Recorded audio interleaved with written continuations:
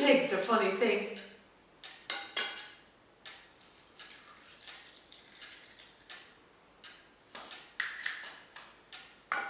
You wouldn't remember Bridie and Paddy. They lived over the road there towards Ballinrostick.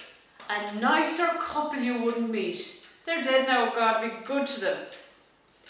Paddy was a lot older than Bridie when they got married, and he was always waiting for a bit of news, of something to fill the cradle.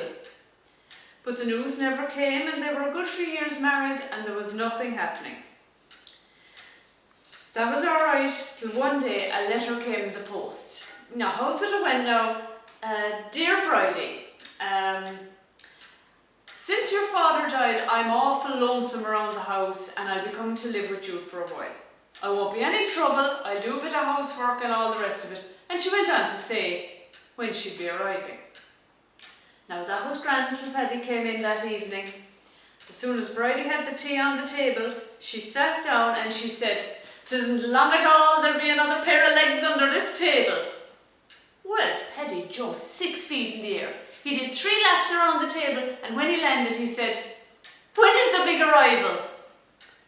Bridie said, "She'll be in the first train on Saturday morning." Oh, she was the devil. Bridie was the devil. But a great woman around the house. Well, she made a pair of curtains one time for the parlour. Little tie-backs on them for tying them back. And stitching. You wouldn't see it as neat with a surgeon. Great woman on the melodeon. And a great woman to dance a half set or a mazurka. August 03, August 03, August 03, Cossus. August 03, August 03, August 03, Cossus. Oh, sure, Bridie. This particular weekend anyway, Bridie was off to the Fleadh Listowel. Paddy hadn't much interest, so when she was going out the door she said, "Now Paddy, give a sop of hay to the calves in the top field. Keep an eye on that goose, she's sitting on a fine touch of eggs. And whatever you do, don't open the drawer in the top left-hand side of the dresser in the bedroom." With that she was gone, and a restful silence fell over the place.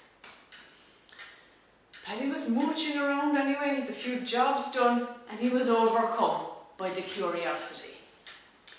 Well, Paddy wasn't a tall man. He was only 4'7", so he dragged over the bedside locker. On top of that he put a chair, and on top of that a few hefty books. He climbed up on the lot and he peered into the dusty drawer.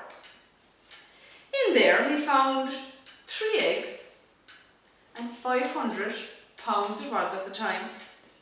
Well, he closed back the drawer, put back the books, put back the chair, dragged back the locker.